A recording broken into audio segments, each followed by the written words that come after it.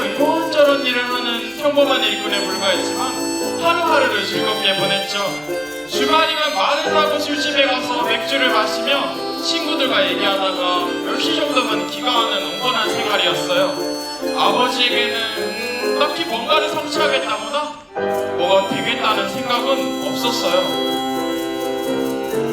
35이 되던 해 봄에 아버지는 시골 학교 교사였던 어머니와 결혼했고 그 이듬해 봄에 오빠가 태어났어요. 오빠가 2살이 되고 1달이 지났을 때 내가 태어났죠. 아들과 딸의 탄생은 아버지와 어머니를 크게 변화시켰답니다.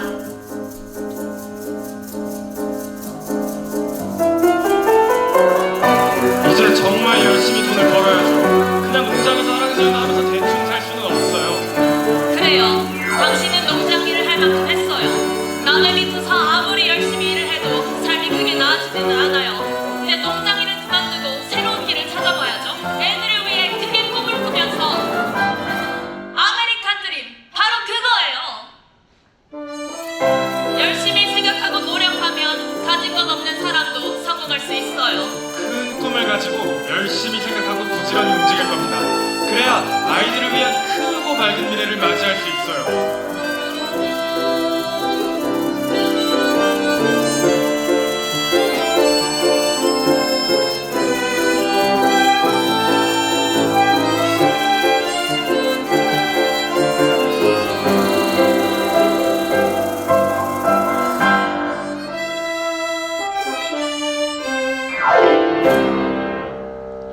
아버지는 넓지만 그리 비옥하지 않은 땅을 사서 양계 사업을 시작했는데 결론부터 말하자면 정말 보기 좋게 망하고 말았답니다.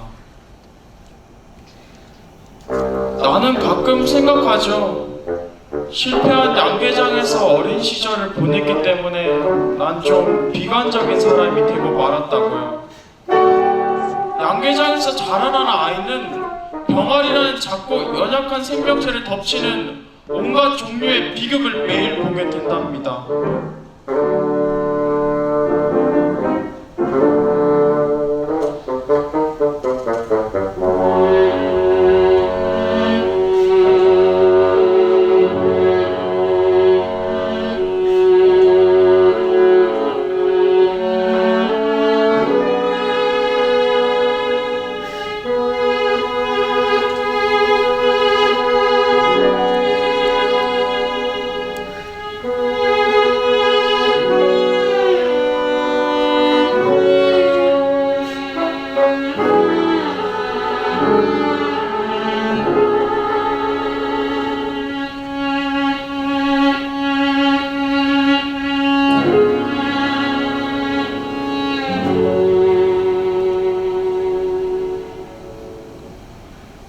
노랗고 뽀슬뽀슬한 병아리의 모습은 참으로 예쁘지만 그것은 부화되어 3주 정도만 그렇답니다. 노란 병아리들은 어느새 보기 흉한 정말 희한한 몰골로 변해 개골스럽게 엄청난 양의 사료를 먹어치우죠. 아버지가 뼈골 빠지게 일해서 병아리들에게 갖다 바치는 그 엄청난 양의 사료를 말이죠. 그만큼 먹었으면 건강하게 자라기라도 해야지. 이거야 정말 너무나 많은 병아리들이 온갖 병에 걸려 죽는답니다.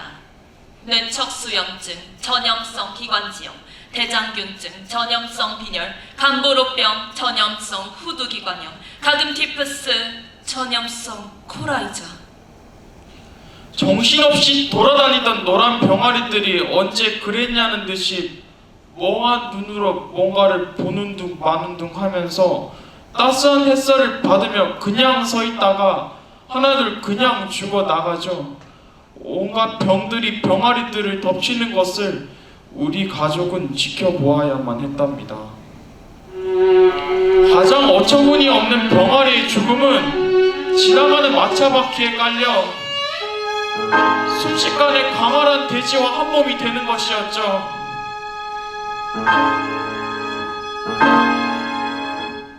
그런 병아리들은 마차보다 더 빠른 속도로 그것의 앞을 가로지를 수 있다고 생각했을까요? 양 양계장에서 수지를 맞춰보겠다고 아등바등하던 부모님은 새로운 사업을 하기로 결심하고 도해지로 떠났죠. 달걀과 병아리는 단 한 번도, 정말 신비스럽게도 부모님의 소나기에 얌전히 들어온 적이 없었던 것 같아요.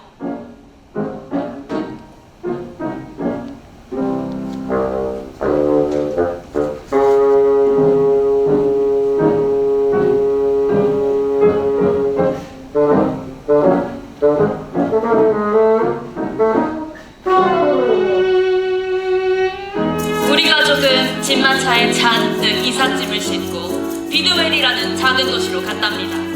새롭게 정착하는 그곳에서 식당을 시작하겠다는 희망으로 우리 모두 한껏 마음이 부풀어 있었어요. 아버지는 마구자리에서 집마차를 몰았는데 어느새 40하고도 5살이었고 양쪽 귀 위를 제외하면 머리칼이 없었어요.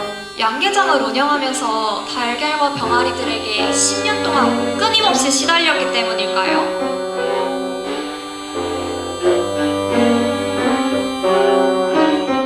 뇌척수염증, 전염성 기관지염, 대장균증, 전염성 빈혈, 감보로병, 전염성 후두기관염, 가금티푸스, 전염성 코라이자.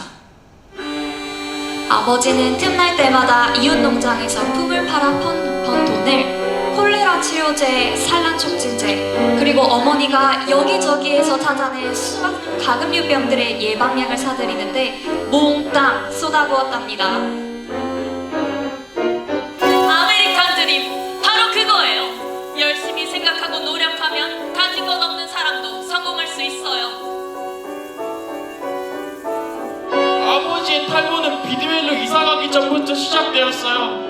내가 글을 배워 조금씩 책을 읽기 시작했을 무렵 아버지는 난로가에 앉아서 꾸벅꾸벅 조는 일이 잦았는데 나는 그때 아버지의 이마에서 출발한 위로 머리를 가로지르는 도로가 생겨나고 있는 것을 분명히 보았죠. 나는 큰 야망을 가진 시저가 군대를 이끌고 드넓은 세계를 향하여 나아갈 때를 떠올렸어요. 아버지의 머리 중앙에 생겨나고 있었던 길은 바로 시저가 행군했던 로마의 가도가 아닐까? 아버지의 귀 위에 있던 머리칼은 도로변에 송송 돋아나 있던 나무숲이 아닐까? 나는 이제 그 도로를 따라 걸어가면서 저 멀리 어딘가에 있을 양계장도 없고 달걀과 관련된 일도 없는 아름다운 세상을 꿈꿨죠. 나는 마치 동화 속의 주인공이 된 것 같은 꿈에 잠겼답니다.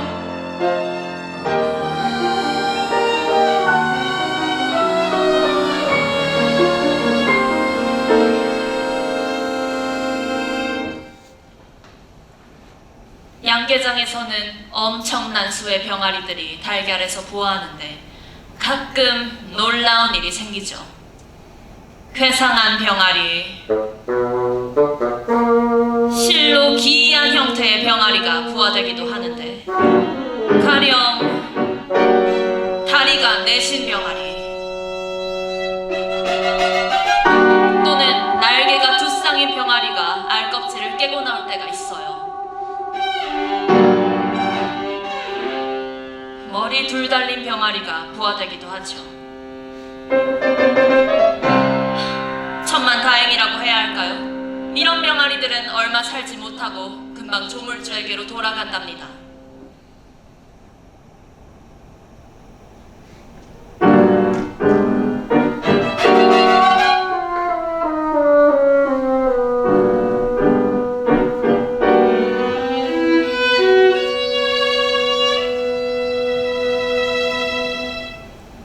이런 기묘한 녀석들이 금방 죽는 것은 삶의 또 다른 비극이지요. 5개의 다리가 달린 병아리나 머리가 둘 달린 병아리를 암탉과 수탉으로 키워낼 수 없다는 것은 정말 안타까운 일이죠. 그래도 어떻게 해서든 그 녀석들로 돈벌이를 할 수 있지 않을까요? 나는 그 놀라운 병아리들로 장터에서 사람들의 관심을 끌어 부자가 되는 꿈을 꾼답니다. 그래서 모든 기형 병아리들을 하나도 빠짐없이 알코올이 담겨있는 병에 한 마리씩 넣어 고이 모셔두고 있죠.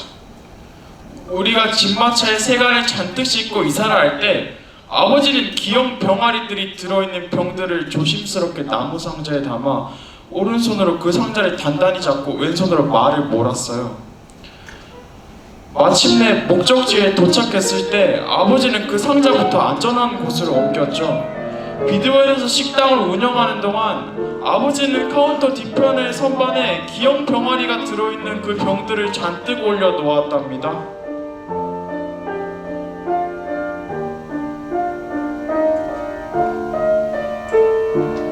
다리가 넷인 병아리, 날개가 두 쌍인 병아리, 머리가 둘인 병아리. 이런 기괴한 것들이 뭐가 좋다고 신주 딴지 모시듯 하는지. 남편은 이런 것들을 자랑스러운 가보로 여겼답니다.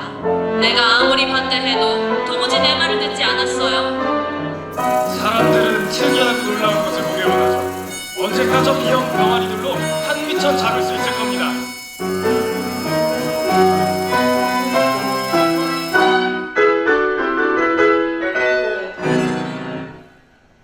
비드윌로 이사온 아버지와 어머니는 정말 열심히 일했지요. 갖고 있던 돈을 탈탈 털어서 사들인 허름한 건물 내부를 아버지가 손수 식당으로 개조하느라 한 달 이상 걸렸답니다. 어머니는 식당에서 사용할 접시와 컵, 주전자와 냅킨을 일일이 살펴가면서 구입했지요. 아버지는 식당 간판에 자기 이름을 써놓고 마치 명령하듯 "여기서 잡숴봐" 라고 덧붙였지만 별로 효과가 없었어요. 아버지는 좀 낡았지만 쓸만한 장식장을 하나 구해와서 담배와 시가로 가득 채워넣었고, 어머니는 바닥과 벽을 푹푹 문질러 닦았지요. 비드웰 시내의 학교에 다니게 된 나는 불쌍한 병아리들로 벗어나는 것이 기뻤지만 이상하게 마냥 기쁘지만은 않았어요. 방과 후 나는 어떤 여자애들이 노래하며 한쪽 발로만 콩콩 뛰어 집에 가는 걸 보고 따라해보았어요. 잎이 튀는 이발소에 깡총거리며 갔어요 라고 크게 노래했죠. 그러다가 나는 갑자기 누군가 이런 내 모습을 볼까 덜컥 겁이 나서 엎쳐 서버렸죠. 그리고선 어색하게 주위를 휘둘러 보았어요. 뇌척수염증 전염성 기관지염, 대장균증 전염성 빈혈, 감보로병 전염성 후두기관염, 가금 디프스 전염성 코라이즘. 매일 병아리들의 죽음을 보며 자라난 나는 그렇게 신나게 뛰어다니면 안 된다는 생각이 들었기 때문이죠.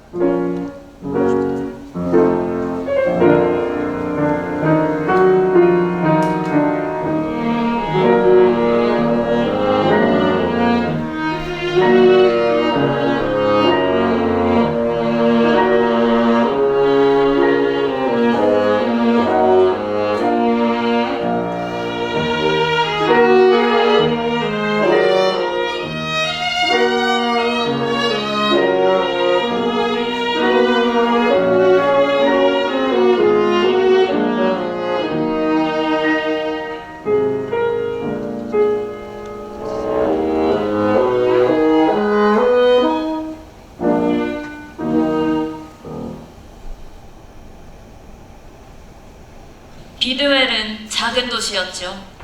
우리 식당은 기차역에서 걸어서 3분 정도의 거리에 있었죠. 밤 7시 반에 열차가 역에서 잠시 멈춰섰다가 북쪽으로 갔고, 뒤이어 8시에 화물차가 화물을 내려놓은 후 역시 북쪽으로 향했어요. 화물차의 승무원들은 비드웰 역에서 교대를 했는데 대부분 우리 식당으로 왔죠. 그들은 커피나 샌드위치로 요기를 했고 가끔 달걀 프라이를 요리하기도 했어요. 이 승무원들은 우리 식당에서 11시가 되면 남쪽으로 가는 화물차에 올라타서 다시 근무를 했고 다음번 교대에 다시 우리 식당을 이용했어요. 이렇게 조금씩이나마 고객들이 생겨나기 시작했죠. 어머니는 아침부터 저녁까지 일을 하고 밤에 주무셨지요. 아버지는 저녁부터 다음날 아침까지 일하시고 낮에 주무셨답니다. 그러던 어느 날, 슬픈 날이었다고 해야만 할 그날, 거창하게 말하자면 아메리칸 드림이, 평범하게 말하자면 성공하고 싶다는 욕망이 아버지의 가슴 속에 평소보다도 강렬하게 피어오르기 시작했어요.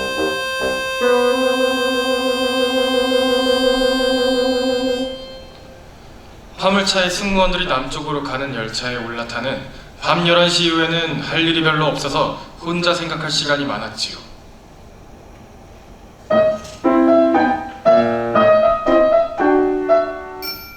그게 바로 비극의 씨앗이었죠.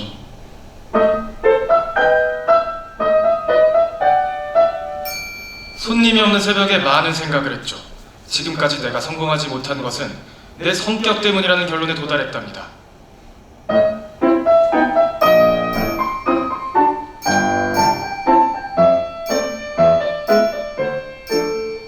그래서 지금이라도 늦지 않았으니 늘 웃으며 낙천적으로 활기찬 삶을 살겠노라는 실로 중대한 결심을 했지요. 열심히 생각하고 노력하면 가진 것 없는 사람도 성공할 수 있어요.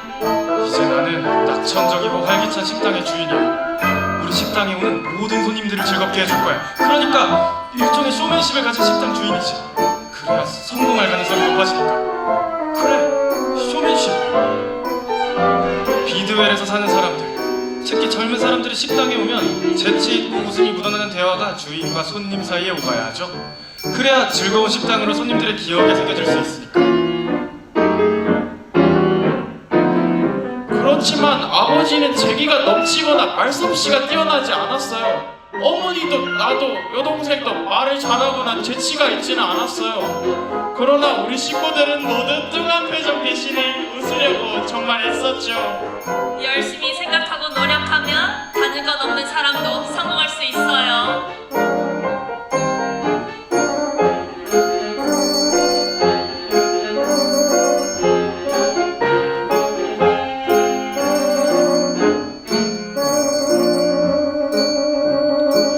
어머니 얼굴에서는 기계적이긴 하지만 미소가 떠나지 않았고 나도 전염이 되어 우리 집 강아지에게까지 생긋 웃어 보였답니다. 아버지는 손님들을 즐겁게 해줘야 한다는 심한 압박감 때문인지 어딘가 들떠 있었어요. 식당 카운터 한쪽에는 철사로 엮어 만든 바구니가 있었는데 달걀로 채워져 있었죠. 손님들을 즐겁게 해줘야 한다는 생각이 아버지의 머리에 떠올랐을 때 어쩌면 아버지는 그 달걀들을 보고 있었을지도 몰라요.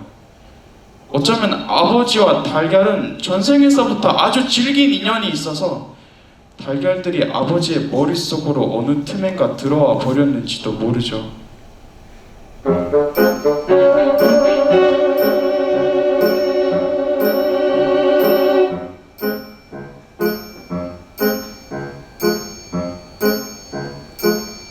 뇌척수염증, 전염성 기관지염, 기타 등등 아시죠? 어쨌건 그놈의 달걀들 때문에 아버지는 생전 처음으로 야심을 품게 되었고 그 야심은 완전한 실패로 끝을 맺게 되죠.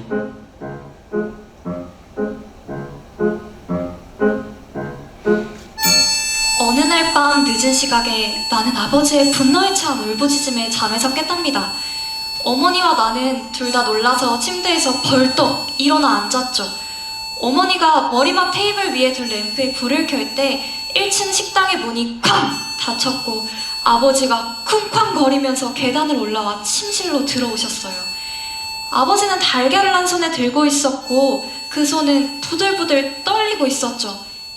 아버지는 제정신이 아닌 것 같았어요.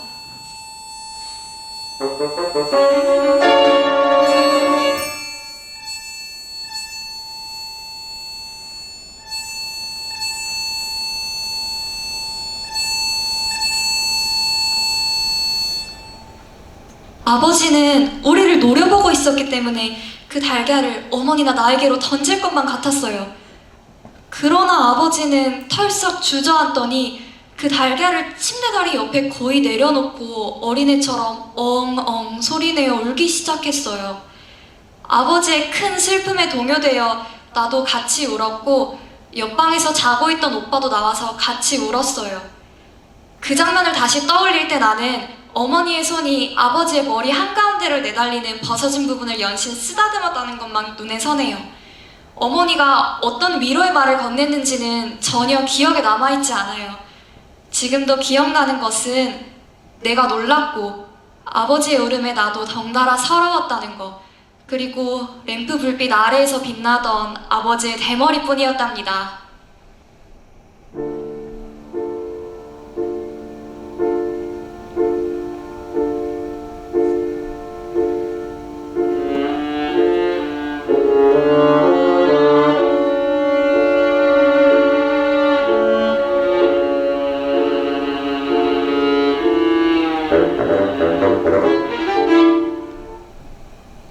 우리는 아버지의 실패를 직접 본 것은 아니지만 어찌된 일인지 그날 밤 우리 식당에서 무슨 일이 있었는지 잘 알고 있지요.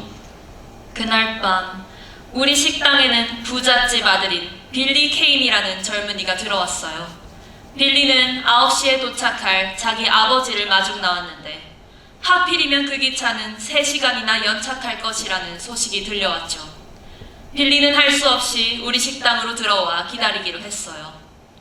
8시에 도착한 화물차에서 내린 승무원들이 우리 식당에서 요기를 했고 커피를 마시고 11시에 빠져나갔죠. 빌리 케인이 기다리던 기차는 그때까지 도착하지 않았어요. 빌리는 혼자 우리 식당에 남게 된 것이죠. 그는 아버지와 단둘이 식당에 있는 것이 조금 불편했어요.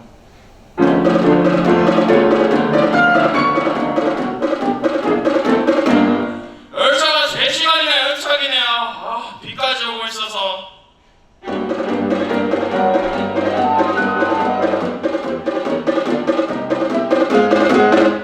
아버지는 아버지대로 불편했어요. 아버지는 혼자 있는 손님을 위하여 뭔가 즐거운 구경거리를 제공해야만 한다고 생각했죠. 아버지는 이렇게 속으로 자기 최면을 걸듯이 뇌까리셨을 거예요.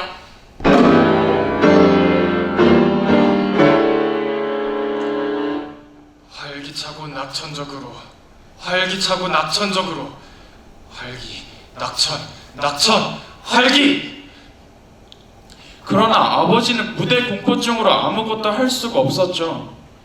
아버지는 용기를 지어짜내서 신문을 읽고 있던 빌리 케인에게로 다가갔어요. 그리고서 큰 소리로 인사하며 악수를 청했답니다. 안녕하세요.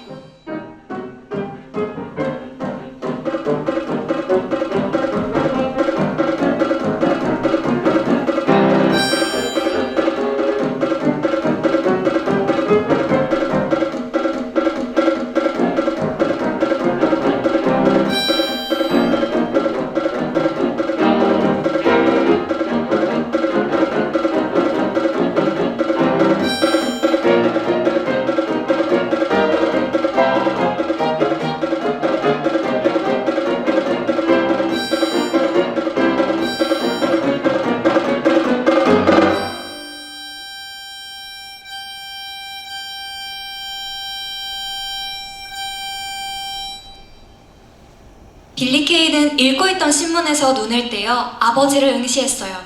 아버지의 시선은 어쩐 일인지 달걀 바구니로 향했죠.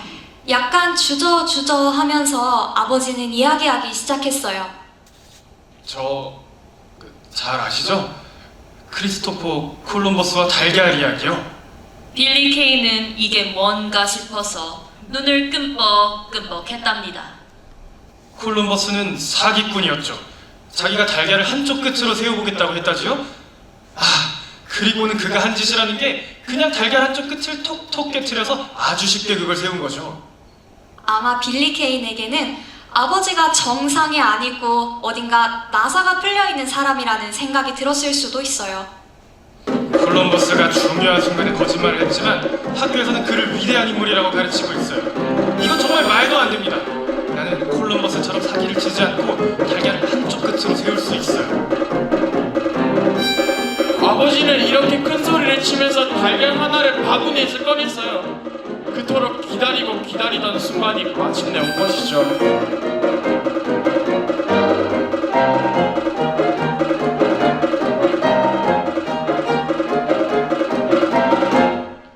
잘 보세요. 이 달걀을 두 손바닥으로 비비다가 굴리고 비비다가 굴릴 겁니다. 사람의 몸에선 전기가 나오고 달걀을 굴리면 새로운 무게중심이 생겨나죠. 두 손바닥으로 달걀을 비비다가 굴리고 비비다가 굴려 새로운 무게중심이 생겨나면 달걀을 한쪽 끝으로 세울 수 있어요. 사기꾼 콜럼버스처럼 달걀을 깨트리지 않고서도 말이죠. 아, 그래요? 나는 달걀이라면 무수히 만져보았죠. 양계장을 했었으니까요. 이 동네에서 달걀에 대해 나만큼 잘하는 사람은 없죠.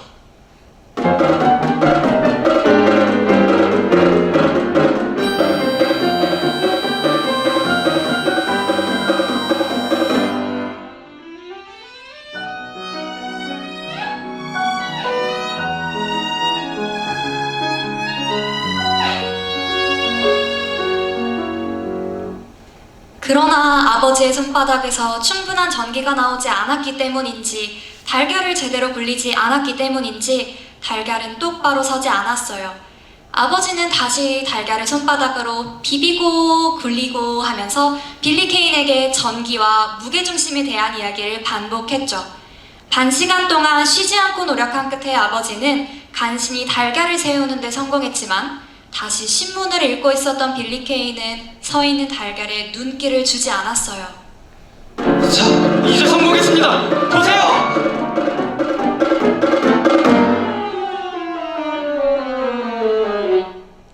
바로 그때 달걀은 넘어지고 말았어요. 마치 그 달걀이 아버지의 말을 들은 것처럼 말이죠. 아버지는 허탈감에 빠져 넘어진 달걀을 보고 있었고 빌리 케인은 이게 뭔가 싶어 아무 말도 하지 않고 다시 한번 눈만 끔뻑끔뻑했죠. 아버지는 손님의 무덤덤한 반응에 일순 실망했지만 다시 용기를 내어 손님을 즐겁게 해주려고 했어요. 아버지는 다리가 넷인 병아리가 머리가 둘인 병아리가 들어있는 병을 가져와 빌리 코인의 코앞에다 들이밀었죠.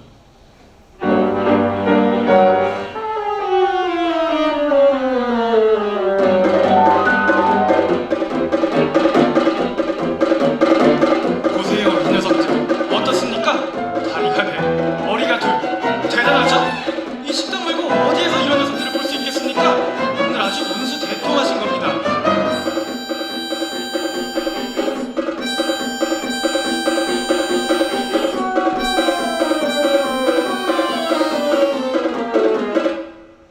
빌리 케인에게 이 귀여운 병아리들은 큰 충격이었어요.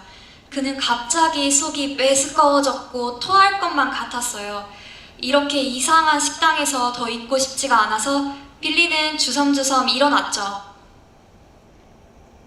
하지만 아버지는 필사적이었어요. 아버지는 일어서는 빌리 케인을 힘으로 눌러 앉혔어요. 아주 어색한 미소를 지으면서 말이죠. 열심히 생각하고 노력하면 가진 것 없는 사람도 성공할 수 있어요. 비록 달걀 세우기와 귀여운 병아리 쇼가 모두 실패로 끝났지만 아버지는 쇼맨십의 열정이 후끈 달아올라 새로운 묘기에 도전했어요. 아버지는 프라이팬 하나를 꺼내 들더니 식초를 잔뜩 붓고는 가열하기 시작했죠.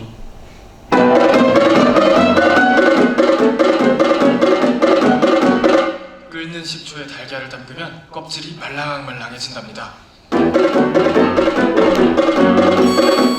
그러면 좁은 병목을 통과해서 병 안으로 들어갈 수 있죠. 병 안에서 달걀이 식으면 원래의 상태로 돌아가고 사람들은 궁금히 여길 겁니다.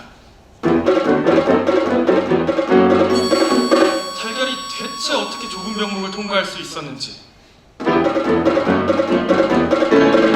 절대로 비밀을 가르쳐주면 안 됩니다.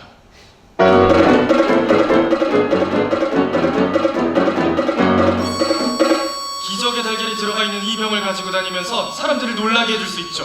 대대로 가보가 될 겁니다. 아버지는 씩 웃으면서 빌리 케인에게 윙크를 했어요. 아버지는 얼마간 달걀을 끓는 식초 속에 뒀다가 커다란 숟가락으로 건져냈죠. 그런 다음에 빈병을 하나 갖고 와서 달걀을 그 안으로 밀어넣을 준비를 했어요. 그러나 빌리 케인이 아버지의 묘기에 별 흥미가 없다는 것을 알게 되자 슬슬 화가 나기 시작했죠.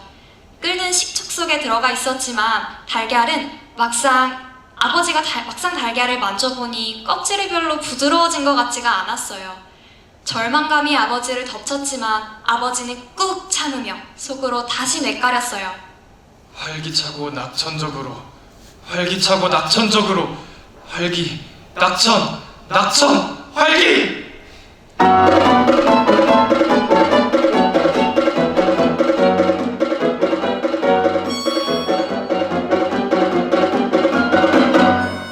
아버지는 다시 달걀을 끓는 식초에 넣어 껍질을 말랑말랑하게 만드는데 몰두했어요. 껍질이 충분히 부드러워졌는지 살펴보자 아버지는 뜨거운 식초에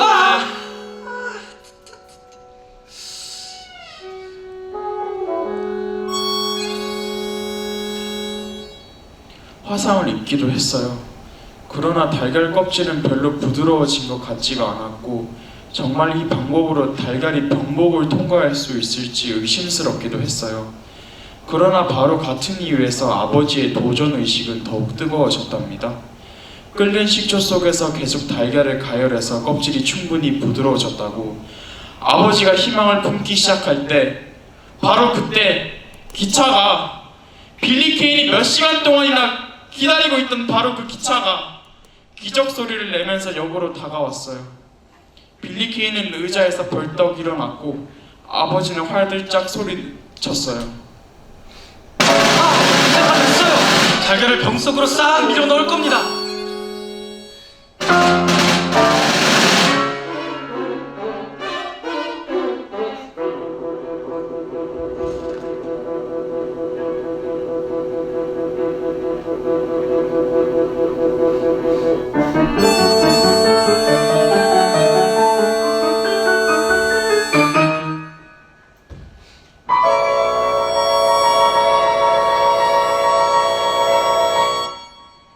아버지는 빌리 케인에게 당장 묘기를 보여줘야 한다는 압박감에 시달리고 있었어요. 또한 해내고야 말겠다는 의지와 미래에 대한 기대가 어지럽게 뒤섞여 있었지요. 무진 애를 썼는데 이 묘기를 못 보고 손님이 떠나면 안 돼. 절대로 그럴 순 없어. 이렇게 열심히 노력해서 손님을 즐겁게 해주면 우리 식당은 점점 유명해질 거야. 손님들이 마구마구 몰려들 거야. 양계장을 했다가 실패한 쓰라린 기억들도 한꺼번에 떠오르며 아버지는 온몸이 달아올랐어요. 빌리 케인이 식당문을 나서기 전에 어서 달걀을 병 속으로 밀어 넣어야 한다고 생각하니 아버지하고는 땀으로 범벅이 되고 손은 덜덜 떨렸죠. 달걀을 겨우 병주둥이로 가져갔지만 보기에 땀날 정도로 손이 떨리고 있었어요. 뇌척수염증.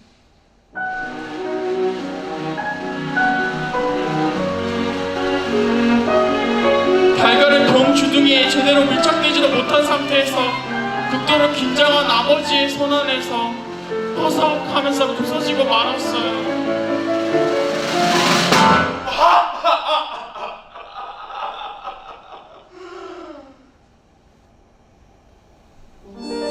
아버지의 분노에 찬 울부짖음이 터진 것은 바로 이 순간이었죠. 나와 어머니가 잠에서 깨어났던 순간이기도 했어요. 아버지는 자신의 거듭된 실패와 빌리 케인의 웃음에 격분하여 의미를 알 수 없는 소리를 질러대다가 달걀 바구니에서 한 손에 한 개씩 달걀을 집어들었죠.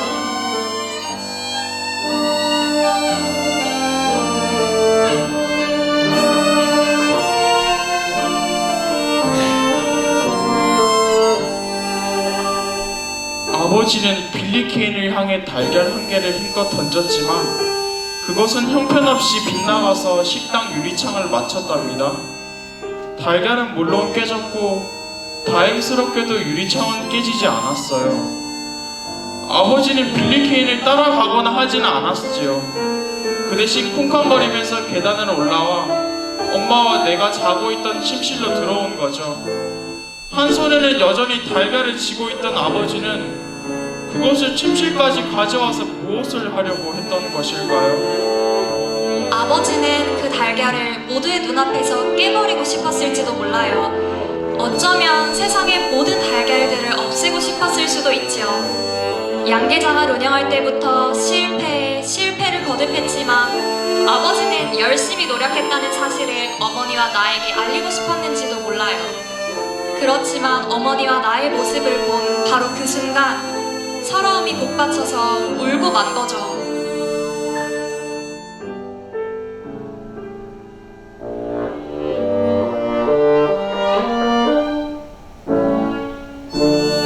그냥 주저앉아 아이처럼 엉엉 울고 만 거예요.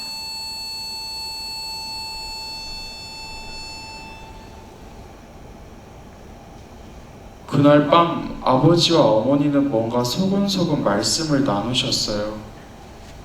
이 일이 있은 후 우리 식당은 밤에는 영업을 하지 않았고 화물차의 승무원들은 쉬기 위해 다른 곳을 찾아야만 했어요.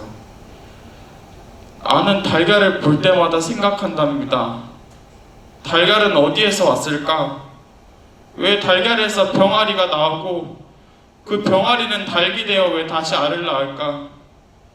달걀은 깨지고 병아리는 병에 걸리거나 마차 바퀴에 깔려 죽지만 죽지 않고 살아난 병아리는 어느새 닭이 되어 다시 알을 낳게 되지요. 달걀에서 병아리에서 닭으로 변해가는 지칠 줄 모르는 이 과정은 여전히 풀리지 않은 의문으로 내 머릿속에 남아있답니다. 아버지의 대머리는 물론 달걀과 겹쳐 보이기도 하지요.